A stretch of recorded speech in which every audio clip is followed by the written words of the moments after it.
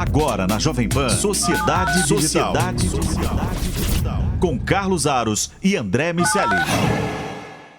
Olá, Sociedade Digital no ar aqui pela Jovem Pan, a ponte aérea mais tecnológica do seu rádio e também da internet. Você que está nos acompanhando pelo Panflix, vamos juntos neste programa que vai tratar do universo das fintechs. Vamos falar um pouco sobre como a operação dessas empresas e esse ecossistema que se movimenta tem facilitado a vida de muita gente e criado oportunidades para aquelas pessoas que não tinham uma relação, digamos assim, muito amistosa ou não tinham relação nenhuma, em alguns casos, isso a gente conseguiu comprovar durante a pandemia, com os bancos, com as instituições financeiras mais tradicionais.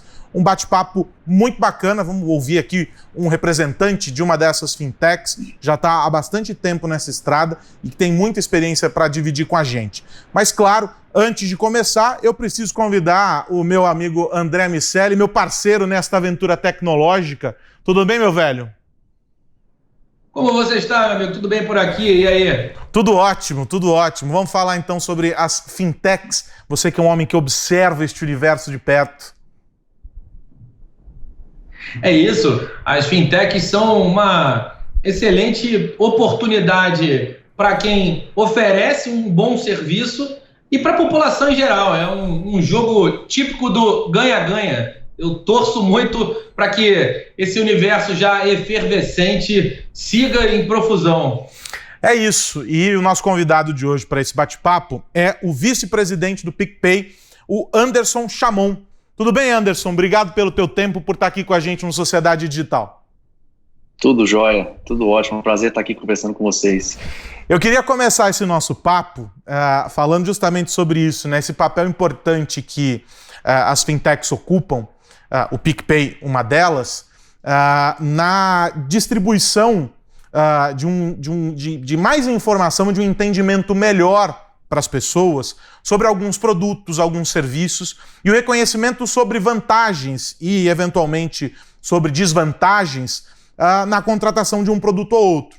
Até pouco tempo atrás, a gente tinha tudo isso concentrado, no que diz respeito ao universo financeiro, nos bancos, né, que tinham aquelas cestas de serviço enormes, e aí você tinha que contratar, pagava ali, enfim, pelo uso dos produtos, as taxas e tudo mais. E aí as fintechs romperam com essa dinâmica, se especializando em alguns modelos de serviço e de produtos para atender também algum nicho, um determinado perfil de consumidor. Eu queria ouvi-lo sobre essa transformação que a gente acompanhou aqui nesse ano com a pandemia, com o entendimento das pessoas mais claro sobre o digital, a migração de algumas pessoas, a descoberta muitas vezes do sistema bancário por algumas pessoas, né? Como é que você olha essa equação com todos esses elementos e as fintechs no centro de tudo isso? O saldo, eu suponho, seja bastante positivo, né? Sem dúvida. O saldo é muito positivo, especialmente para a população, né? Se a gente for olhar como você falou, né? A concentração de serviços financeiros ela era muito grande. Na mão de poucos players, a gente tinha acesso a todos os serviços financeiros disponíveis, que estavam disponíveis no Brasil. E uma agenda, que a gente vem vendo no Brasil desde 2012, 2013 mais ou menos, é uma agenda regulatória muito favorável do ponto de vista de abertura de mercado, de permitir que novos participantes entrem no mercado e diminuam um pouco essa concentração. E o resultado disso, o efeito disso é que você tem muito mais competição, uma briga mais genuína pela atenção do usuário, pelo ganho do consumidor, e com isso, obrigatoriamente, você tem que oferecer serviços muito melhores para a população, e assim, quem ganha o jogo, de fato, é quem oferece serviços melhores, e não quem está por trás de alguma amarra regulatória, vamos dizer assim. Não que seja errado, não quero entrar no mérito do que fez o Brasil chegar até aqui, do ponto de vista de amarras regulatórias, mas o fato é que agora a gente está com bastante abertura, e isso, o mercado, sem sombra de dúvidas, tem muita coisa a ganhar. O resultado dessa concentração até aqui é que a gente tem muita gente fora do serviço financeiro, muita gente, boa parte da população brasileira não tem acesso a serviços básicos financeiros, e eu acredito que serviços financeiros básicos são serviços essenciais para a população.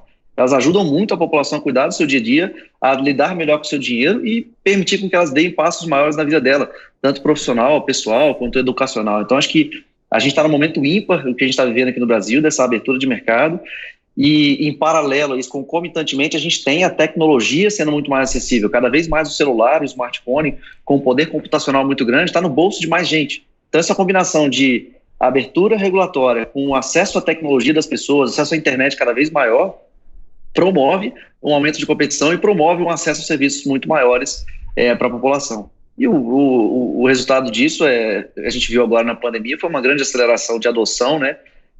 Fato é que no momento de extrema necessidade de fazer com que o dinheiro fosse transportado para milhões de pessoas numa velocidade muito rápida, quem salvou naquele momento foi a tecnologia. Então a tecnologia é um grande parceiro para permitir que isso aconteça, que isso chegue na mão das pessoas, né? André, diga lá. Quando o Anderson falava, e estou muito alinhado com esse pensamento dele sobre o que nos fez chegar até aqui e o que nos fará percorrer daqui para frente.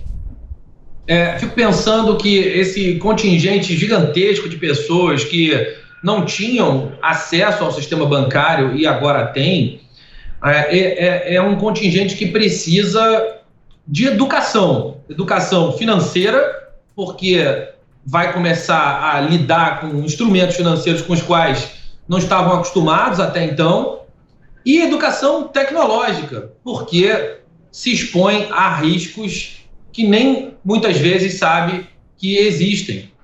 É um prato cheio para as técnicas de engenharia social, por exemplo. Como você enxerga, Anderson, o papel, a responsabilidade das fintechs e de que maneira vocês estão tratando essas pessoas para minimizar os impactos negativos que eventualmente essa entrada em massa pode trazer? Sem dúvida. Esse ponto que você colocou é muito importante. Eu acho que até se a gente for olhar, né, com a chegada do e-commerce também, quando ele chegou lá, começou a ficar popular por volta de 2001, 2002, viveu-se um momento desse, né, de virou ali um terreno muito fértil para fraudadores, para golpistas, enfim, aplicarem muitos golpes. E ao longo do tempo, as tecnologias, o e-commerce, as pessoas foram se educando, houve uma educação, e hoje a população está muito mais madura para consumir esse serviço de forma mais segura. É a mesma coisa com os serviços financeiros. Os serviços financeiros, os serviços financeiros que eu digo, esses através das fintechs, né, que estão ampliando e dando acesso a muita gente que não tinha acesso até então. Então elas estão chegando agora, é um mercado muito novo. As fintechs têm um papel extremamente importante para garantir que esse ecossistema seja seguro, porque se esse ecossistema não for seguro, as pessoas não vão utilizar naturalmente esse serviço, elas vão acabar deixando de utilizar. Então a gente tem um desafio muito grande, e aqui do lado do PicPay, como é que a gente aborda esse desafio? É através de muita tecnologia. A gente aplica muita inteligência artificial no nosso produto, a gente aplica muita tecnologia de biometria para garantir cada vez mais que a gente conhece o nosso consumidor, que ninguém está tendo acesso indevido à conta das pessoas. Então, a gente costuma falar que o nosso nível de segurança precisa ser um nível de segurança maior até do que os bancos tinham com as agências, que o nível máximo de segurança com a agência é alguém pessoalmente se dirigir até uma agência e garantir que aquela pessoa é ela mesma. Então, a gente aqui, através de muita tecnologia, através de muita inteligência artificial, utilizando bastante dados, utilizando bastante tecnologia disponível, a gente consegue promover isso, a gente está cada vez melhor nesse sentido, mas sem sombra de dúvidas, esse é um grande desafio para todas as fintechs, não só para o PicPay. A gente precisa fazer isso, cumprir isso, essa missão com muito zelo e com muita calma, para garantir que essas pessoas sejam bem embarcadas nesse mundo e não fiquem frustradas e acabem não tendo acesso àquilo que elas precisam ter. Eu gosto de pensar, né, que essas empresas, todas elas, independentemente do setor, que promovem a inovação e que estimulam, não é, o desenvolvimento de soluções e de novas ferramentas, elas acabam diminuindo, de certa maneira, essa nossa diferença em relação o quanto as pessoas conhecem dessas possibilidades e o quanto elas acabam indo pelo caminho do hábito, né? Quando a gente surge com uma ferramenta que é muito mais simples para você poder transacionar e que surgiu ali de uma iniciativa, de uma ideia de alguém dentro de uma empresa que quis apostar naquilo, percebeu ali uma dor e ofereceu uma solução, e aquilo chegou na mão das pessoas. E elas descobriram que, poxa, é muito mais fácil, menos custoso financeiramente, em tempo e etc., adotar isso aqui como modelo. A gente está simplificando a vida das pessoas. E é muito legal perceber que essa distância entre o desconhecido e como a tecnologia nos ajuda, ela se torna cada vez menor. Mas só que no meio de tudo isso, especialmente quando a gente fala sobre o universo financeiro, no meio de tudo isso existe a regulamentação, existe todo um processo de leis, existe aquilo que já está estruturado e que, se está estruturado e se o mundo trabalha sob aquela lógica, tem alguma razão de ser, ou seja, tem um sentido que aquilo exista. E tem havido, claro, uma série de debates e discussões a respeito de como inserir esses novos modelos, esse ambiente inovador, disruptivo, dentro do sistema financeiro. A gente está assistindo isso com as fintechs, com as insurtechs e tudo que é tech por aí a gente tem acompanhado. Mexeu com o modelo tradicional, convencional, tem dor de cabeça, tem discussão. Eu queria ouvir você, Anderson, sobre o universo das fintechs e como você tem percebido esse debate no campo legal. O quanto nós ainda travamos esse desenvolvimento, travamos as novas possibilidades no campo da inovação e da oferta de produtos que facilitam a vida das pessoas por causa de uma regulamentação que olha para trás e não olha tanto para frente. Eu sei que a gente avançou um pouquinho nos últimos meses com uma série de questões, mas a jornada é longa, né? Sem dúvida, a jornada é longa. Eu acho que todo mundo está inovando, todas as tecnologias novas que estão aqui construindo coisas novas, elas de certa forma elas estão pisando e tangenciando sempre em terrenos não regulamentados, vamos dizer assim. É sempre uma zona cinzenta. Eu pego o exemplo do PicPay, um exemplo muito claro. A gente ali em 2012, quando a empresa foi criada, a gente tinha lá nossa conta, os usuários tinham conta, tinham dinheiro no PicPay, e muita gente me perguntava antes, o que é uma conta PicPay? Uma conta no PicPay, quando eu tenho dinheiro lá, é uma conta corrente, é o quê? Eu chegava e falava, cara, eu não sei o que é. Eu tenho um campo no banco de dados com o seu nome, tem um valor atribuído, e eu não fazia a menor ideia do que era, porque a gente estava numa zona cinzenta, não havia nada do ponto de vista regulatório que cobrisse a gente não estava fazendo nada de errado, porém a gente estava construindo algo que não estava coberto ainda.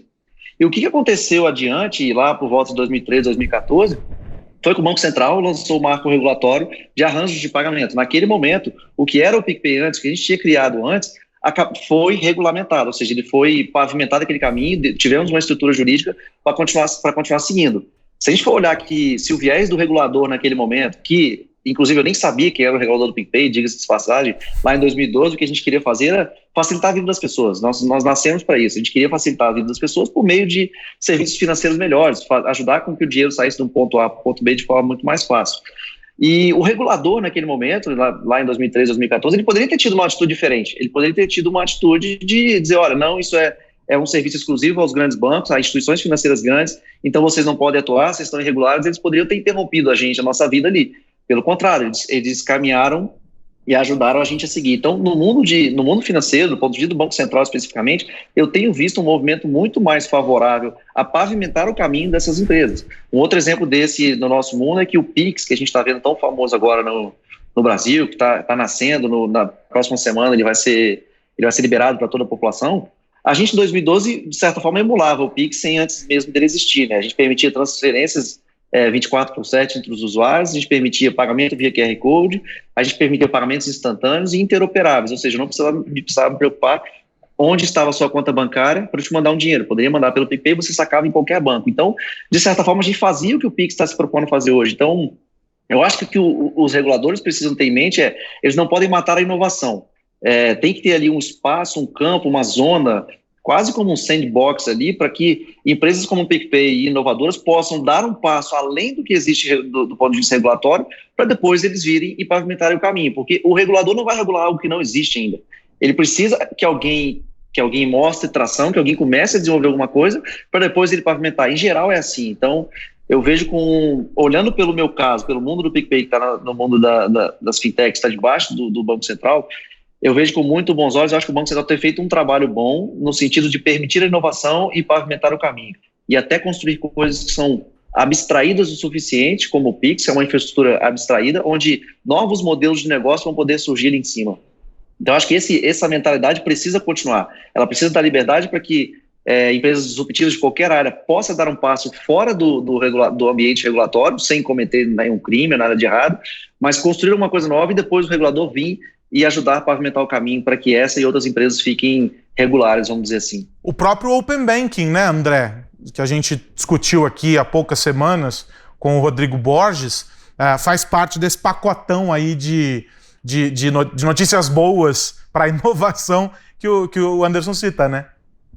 O Open Banking o blockchain, como falamos com a Tati Revoredo, e as criptomoedas em geral. A gente viu há alguns anos uma euforia, naquele momento ainda com talvez menos razão real e mais razão emocional, se é que é possível fazer esse trocadilho em relação aos valores das criptomoedas, blockchain subindo muito, e a gente viu também a divisão da aplicação tecnológica da tecnologia contida na criptomoeda. Quando a gente estava falando de Bitcoin, a gente, dentro do Bitcoin, tinha blockchain, tinha tecnologia que tinha uma aplicação específica e um uso bastante real, bastante tangível e que agrega muito valor nas operações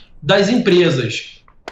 Como vocês esperam lidar com esse conjunto de tecnologias, de blockchain, das criptomoedas em geral? Como vocês estão enxergando esse movimento das criptomoedas nos benchmarks que fazem fora do Brasil?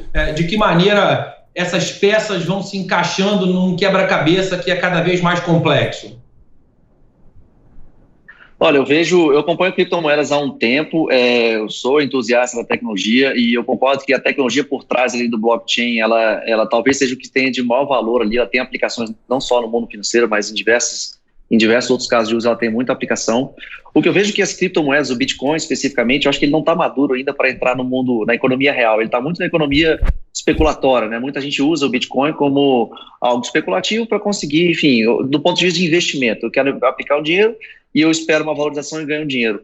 Agora, do ponto de vista de entrar no mundo real, no mundo onde eu, de fato, estou usando aquilo como uma moeda transacional, estou precisando fazer uma compra e uso o Bitcoin, eu acho que ele precisa de amadurecer um pouco até chegar nesse nível. Tanto por questões de velocidade de infraestrutura das transações, quanto por oscilação. Eu acho que uma moeda que oscila tanto quanto o Bitcoin ou as criptomoedas hoje, elas têm um pouco de dificuldade de tracionar no mundo real, no ponto de vista de eu deixar na minha carteira algum valor em criptomoeda e passar a utilizar no meu dia a dia, sem preocupação ali que aquela moeda pode perder completamente o valor. Então eu acho que enquanto ela não estabilizar um pouco isso, ela não vai entrar no mundo real na vida das pessoas comuns, que uma coisa é entrar na vida das pessoas que são muito tecnológicas, outra coisa é ela chegar atingir a massa crítica de chegar até as pessoas comuns. Mas a gente aqui no PicPay acompanha bem de perto, a gente vê com muito bons olhos e, sem sombra de dúvidas, assim que essa tecnologia estiver um pouco mais madura, a gente vai embarcar criptomoedas e Bitcoin dentro do PicPay, porque sempre com nossa filosofia de o que quer que seja necessário fazer para facilitar a vida das pessoas por meio de serviços financeiros, a gente vai fazer. E essa tua frase me faz pensar sobre o quão importante é também o papel que o PicPay desempenha, ao lado de outras empresas, claro, em traduzir para as pessoas o conceito da carteira digital, né? De você conseguir ter ali toda uma gama de recursos para pagamento, aquilo que você pode, que você dispõe, para poder fazer as suas transações e para o dia a dia. Até pouco tempo atrás, a gente tinha uma dificuldade grande de entender a lógica por trás dessas carteiras digitais. As pessoas tinham medo, não, mas espera aí, eu vou colocar o meu cartão aqui, mas eu vou ter, né? Tinha uma dificuldade nesse processo. Você acha que teve um avanço os números, né, vocês estão projetando aí 100 bilhões transacionados nesse ano, o que me leva a crer que já teve uma aceitação bastante grande, as pessoas estão entendendo melhor o que é a carteira digital. Mas o que poderia ser feito para dar suporte, na tua visão, para que isso se ampliasse? Né? Mais ou menos como o pagamento por aproximação. As pessoas só se deram conta de que aquilo existia há bastante tempo quando elas começaram a ficar com medo de encostar no ponto de pagamento por causa da pandemia. E aí ele teve um salto gigantesco ali como modalidade de pagamento, né? Uhum. Não, sem dúvida. Até pegando um pouco do histórico das carteiras, né, e olhando para trás e fazendo uma retrospectiva, as carteiras digitais, elas nasceram ali por volta, talvez, de 2005, alguma coisa assim, com algumas iniciativas do PayPal, coisas parecidas com o PayPal, mas elas eram muito ligadas ao mundo online, ao mundo digital, né?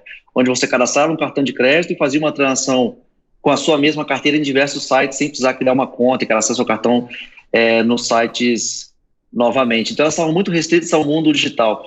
O que a gente mais entregou, acho que a gente mais agregou no mercado, no mundo das carteiras, quando a gente nasceu lá em 2012, foi construir uma carteira que tinha um princípio parecido de eu ter todo o meu dinheiro, ter todos meus meios de pagamento tradicionais, cartão de crédito, cartões de private label ou dinheiro em carteira, porém para o mundo físico. O que o PicPay fez, o caminho que ele abriu lá em 2012 foi dar acesso às pessoas às carteiras que elas já existiam ali no mundo muito segmentado, ao mundo físico. Ou seja, a gente começou a plugar em diversos casos de usos diferentes que até então eram inexistentes. Por exemplo, eu não conseguia mandar dinheiro.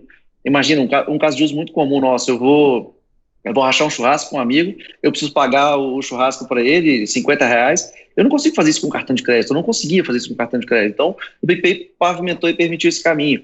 Então, diversos casos de uso aconteceram no mundo físico, utilizando-se carteiras como o PicPay. A gente vem caminhando, trabalhando muito duro nisso tem muito tempo, tanto que hoje a gente está com um volume transacionado bem maior, chegando a 34 milhões de usuários que já baixaram e usam o PicPay, já usaram o PicPay. Então, a gente conseguiu caminhar bastante nesse sentido. E sobre a sua pergunta, o que faz a diferença, na minha visão, quanto mais casos de uso a gente tiver, quanto mais as pessoas sentirem que elas podem confiar numa carteira digital, que elas podem sair de casa com o seu celular e ter certeza que elas na praia vão comprar uma água de coco com o seu celular, que vai ser possível, ou quando elas vão a uma padaria vai ser possível comprar também com o seu celular, enfim, pagar um táxi. Então, quanto mais casos de uso, quanto mais presente a gente está na vida das pessoas, mais a gente consegue dar segurança para que aquele hábito, né, de usar o seu celular como pagamento se torne uma realidade. Porque não adianta nada você ter poucos casos de uso, poucos lugares para você utilizar o produto, ou poucas situações para utilizar, porque você vai usar uma vez, depois você esquece, você precisa de um esforço mental muito grande para lembrar daquele produto e usar de novo. A grande beleza do hábito é você não pensar sobre ele, você simplesmente falar, cara, dinheiro para mim é a minha carteira digital, é o PicPay, vou pegar aqui e eu vou pagar. Então, o nosso desafio até aqui foi de estar presente em todos os lugares, foi isso que a gente construiu de maior valor na nossa rede, no nosso ecossistema. Então, hoje com o PicPay você consegue pagar em qualquer maquininha que está disponível, em praticamente todos os POS no Brasil.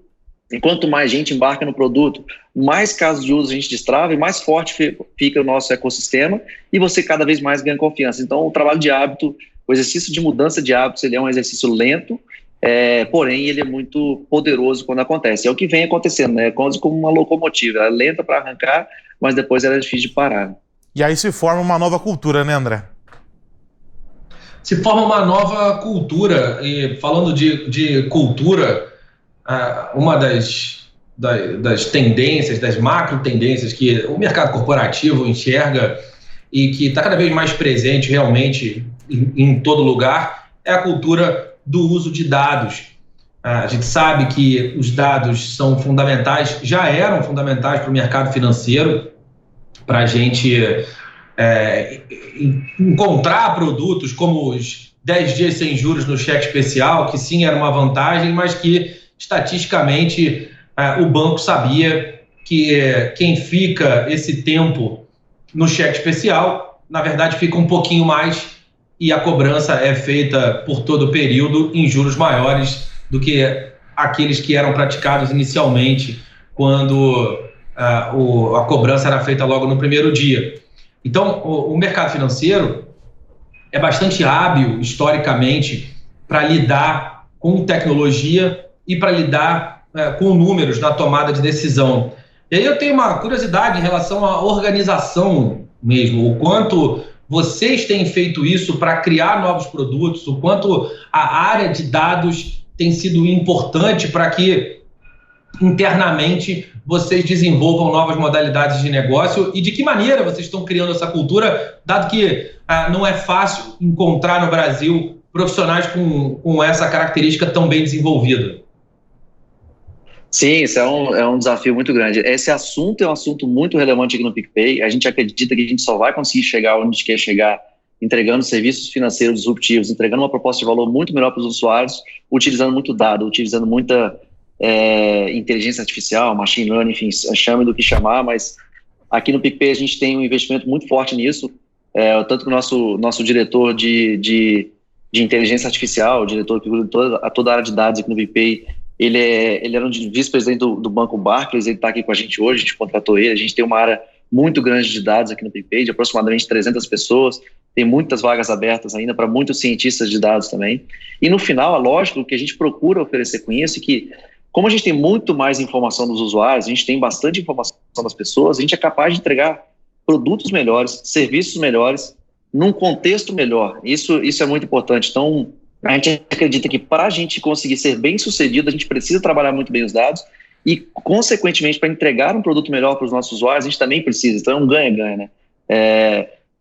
A utilização de dados aqui no PicPay é muito grande, é nosso assunto prioritário. A gente enxerga que, por exemplo, vamos pegar um caso de uso onde eu tenho um comportamento que aqui, com a utilização de dados, a gente consegue identificar um comportamento meu, muito particular a mim, e eu consigo oferecer produtos financeiros, produtos de créditos para você, que sejam muito mais eficientes para o seu momento de vida, que você precisa fazer. Então, a utilização de dados aqui é um assunto bem relevante no PicPay. E aí eu queria fechar com uma novidade que vocês anunciaram aí, a rentabilidade de 210% do CDI para quem tem saldo na carteira. Eu queria que você explicasse um pouquinho para a gente como é que isso vai funcionar para quem já tem conta, enfim, para aqueles que estão interessados em criar uma conta no PicPay. Sim, é bem simples, assim, o produto todo o dinheiro que você tiver na sua carteira PicPay, armazenado na sua carteira PicPay, ele rende 210% do CDI com liquidez diária, ou seja, todo dia você acorda, o seu dinheiro cresce um pouquinho, você pode sacar a hora que você quiser, com essa rentabilidade que é muito acima de qualquer outra coisa oferecida por outros concorrentes no mercado. Por trás disso, o que a gente quer é promover com que os nossos usuários cada vez mais experimentem, conheçam o PicPay e tenham o PicPay no seu dia a dia, na sua vida. Então, o jeito de fazer isso é entregando uma vantagem muito boa para as pessoas, para que elas tragam o dinheiro para cá e elas tenham a oportunidade de experimentar o PicPay e a gente seguir na nossa jornada de conseguir mudar o hábito das pessoas, o hábito de pagamento, enfim, o hábito de como se relacionam com o dinheiro através do PicPay. Muito bacana. A gente acaba entendendo como é que, né, nessa fala do Anderson, fica claro, né, que esse é um processo que não começou ontem, não vai terminar amanhã. Ele é um processo que já começou há bastante tempo e que vai perdurar aí por muitos anos, que é a construção de um novo hábito, de um novo comportamento, de um novo entendimento de todos nós sobre como lidar com todas essas ferramentas, porque no fim são ferramentas, né, que a gente vai colocando aí na nossa rotina, na nossa vida, para diferentes momentos. Então, para a hora em que a gente está fazendo transações financeiras, para o momento em que a gente quer mobilidade, para saúde, enfim, tem a presença dessas ferramentas em todas essas esferas da nossa vida. E no fundo é só o tempo para fazer com que a gente consiga perceber as vantagens, as desvantagens, porque nem tudo é um mar de rosas, né? A gente vai encontrando aquilo que é bom para nós. E a grande vantagem com o maior espaço para que novas ferramentas surjam, novas empresas surjam, você se torna mais senhor da sua vontade para poder escolher aquilo que você quer, aquilo que você não quer, e aí fica mais claro também como esse jogo funciona. Aqueles que são rejeitados pela maior parte vão embora. Os que são preferidos pela maior parte vão ganhando mais força e vão puxando a esteira da inovação. É assim que funciona. Hoje a gente falou sobre as fintechs, mas podíamos ter adotado essa lógica aqui do comportamento para qualquer outro setor, também se aplicaria. E é muito legal ouvir do Anderson sobre o PicPay e a visão deles sobre o mercado e sobre como as coisas estão caminhando. O Anderson Chamon, que é vice-presidente do PicPay, esteve com a gente aqui no Sociedade Digital. Anderson, obrigado pelo bate-papo, adorei. Já está convidado para voltar, quem sabe da próxima vez, menos pandêmicos, aí você consegue estar aqui com a gente no estúdio. Muito obrigado, foi um prazer falar com vocês aqui, gente. André Miceli, semana que vem tem mais? Semana que vem tem mais Ponte Aérea, Carlos Aros. Um abraço para você, um abraço e obrigado, Anderson, um abraço para todo mundo que nos ouve ver. É isso, e o Sociedade Digital volta então na semana que vem. Você nos acompanha, você que chegou pela metade, não tem problema, corre lá no YouTube, no Panflix, e é só você procurar pelo Sociedade Digital que você encontra este e outros programas para entender como é que a tecnologia está impactando no seu dia a dia, no cotidiano. A gente explica tudo isso tintim por tintim aqui no Sociedade Digital. Semana que vem tem mais, um grande abraço, tchau! Você ouviu Sociedade Digital com Carlos Aros e André Miceli.